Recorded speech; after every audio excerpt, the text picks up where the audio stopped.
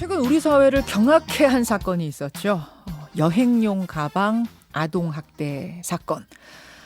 거짓말을 했다는 이유로 의붓 어머니는 9살 아이를 여행용 가방에 들어가라고 했고요. 잠궜고요. 그 채로 3시간 외출까지 했습니다. 아이는 숨조차 제대로 쉬지 못하는 공간에 7시간을 갇혀 있었고 결국 세상을 떠났죠.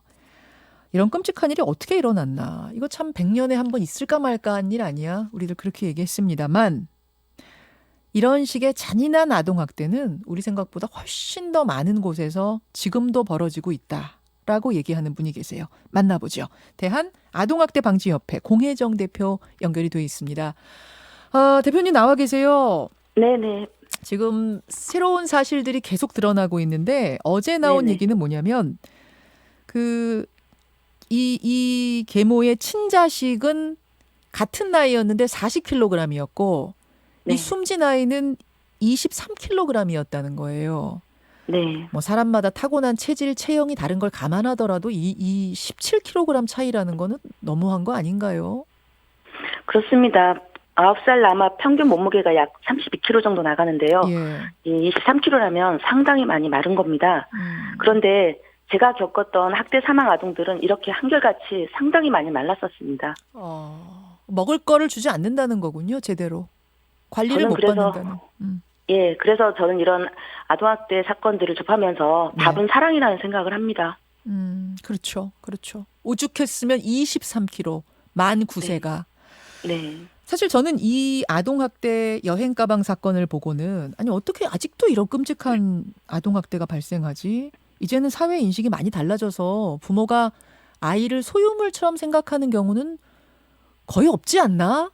이랬는데 제2, 제3의 여행가방 사건은 얼마든지 더 벌어질 수 있다. 그러셨네요, 대표님. 네네, 그렇습니다.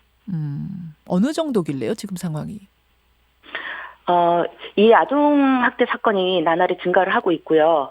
그 다음에 이 학대 내용이 너무 잔인무도해지고 있습니다. 예를 들어서 그 소풍 가는 날 갈비뼈 24개 중에서 16개를 부러뜨려 죽인 사건도 그렇고, 3개월이 넘게 추운 화장실에 가두어서 때리고 굶기고 락스 원액을 퍼부어서 죽인 원영이 사건도 그렇고요. 원영이, 예.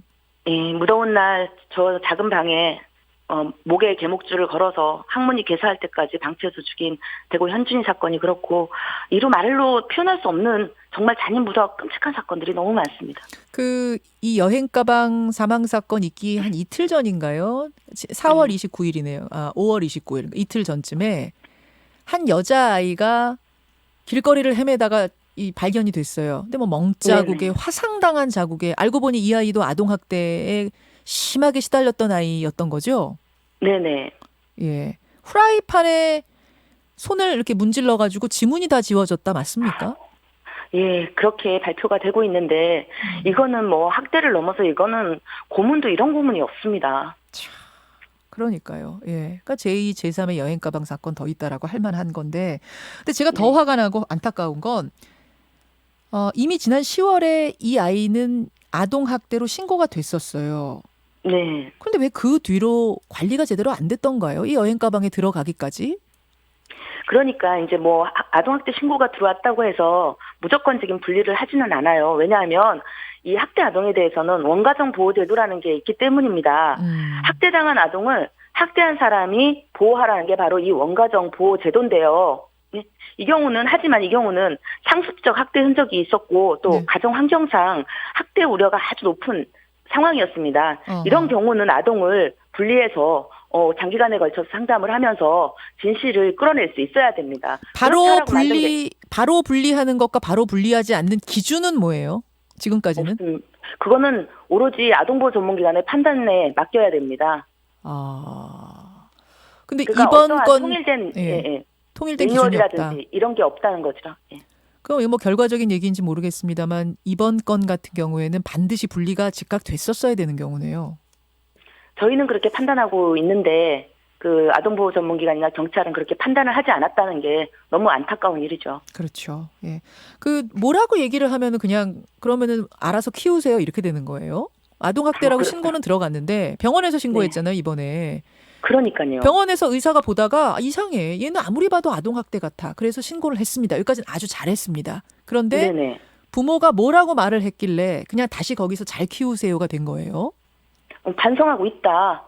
예, 다시는 이렇게 안 하겠다. 이거는 뭐 아동학대를 벌인 가해자들이 늘상 하는 얘기입니다. 뭐 다시 또 학대할게요 이런 말을 하는 사람이 있겠습니까? 그런데 그 말만 듣고 또 아동이 그냥 집에서 살겠다고 얘기했다는 그 아동의 말만 듣고 예. 무조건적으로 그냥 돌려보냈다는 게 문제입니다. 이 아동들은 그 부모와 분리되는 걸 굉장히 두려워하잖아요. 예. 너무 어린 나이이기 때문에. 예. 그리고 이 부모한테 어쨌든 간에 잘 보여야 된다는 생각을 가지고 있는데 이걸 누구보다도 잘 알고 있는 그 상담원들이 아동의 말이나 길머의 말만 듣고 돌려보냈다는 게 이건 있을 수가 없는 일입니다. 그렇죠. 전문가가 왜 전문가겠습니까? 그럼요. 지금 피해자가 아동이라는 걸 우리가 생각을 해야 되는데 아동이 그럼 나 그냥 엄마랑 다시 살게요. 그러면 돌려보내는 거예요. 심지어 이 아이는 담뱃불로 지진 흔적이 있었는데도 그걸 보고 의사가 신고한 건데도. 그러니까 말입니다. 물론 무조건적으로 돌려보내진 않겠지만 이번 경우에 보면은 상당히 안일하게 판단을 했다. 그리고 사실 여러 가지 사례를 보면 이 아동학대에 대해서 이 아동보호 전문기관이나 경찰들이 상당히 안일하고 별거 아니라고 생각을 한다는 게 굉장히 많은 사례에서 드러나고 있습니다. 어떤 대안들이 좀 필요할까요? 일단은 이 아동보호 전문기관의 보호 프로그램을 전면 개선해야 됩니다. 그리고 경력 있는 상담원을 배치해야 되고요. 예, 또 예. 아동보호 전문기관에 대해서 철저하게 관리 감독이 선행되어야 됩니다. 그렇죠. 그리고 정부는 아동학대 관련해서 예산을 충분히 확보하지 않는다면 이런 비극적인 사건은 계속 되풀이될 수밖에 없다고 생각합니다. 지금 청취자 문자가 들어오는데 친아버지 있잖아요. 그러니까 친아버지와 네. 의붓어머니 사이에서 이 아이가 크고 있었는데 친아버지는 정말 몰랐을까? 물론 글쎄요. 출장을 나가 있었다, 뭐 일하러 다른 곳에 있었다라고는 합니다만 이렇게 장기간 아동학대를 당하는데 몰랐을까? 많이들 궁금해하세요. 글쎄요, 저희가 뭐 직접 그분하고 얘기를 해본 게 아니기 때문에 잘 모르겠습니다만은 이런 장기간에 걸친 상습 학대를 몰랐을 수가 없습니다. 그렇기 때문에 이렇게 몰랐다고 주장하던 그 울산 계모 사건의 친부나 칠곡 계모 사건의 친부들은 전부 4년, 3년형의 징역형을 선고받았습니다. 이번 사건도 친부에 대해서 철저하게 조사를 해야 됩니다. 그래요. 이게 네.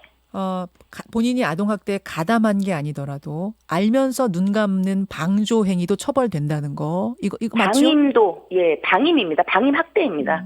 네. 예, 방조는 방임 학대로 이어질 수 있는 것이다. 그렇게 네, 적용되면 그냥 지켜본 사람도 처벌받는다는 거. 요거 철저하게 조사를 이번에 해야겠네요. 예. 네네. 대표님 오늘 지금 경악하고 부들부들 떨면서 말씀하시는 게 여기까지 느껴질 지경입니다. 우리가 근데 놀라기만 하고 끝나면 안 되고 반드시 재발책이 마련돼야 될 것 같아요. 예, 맞습니다. 고맙습니다. 네, 감사합니다. 대한 아동학대 방지협회 공혜정 대표였습니다. 김현정의 뉴스쇼는 청취자 여러분의 참여로 이루어집니다. 트위터, 페이스북, 레인보우 게시판, 그리고 단문 50원, 장문 100원의 유료 문자 샵 1212, 우물정 1212 통해 참여하실 수 있습니다. 김현정의 뉴스쇼, 여러분과 함께 만듭니다.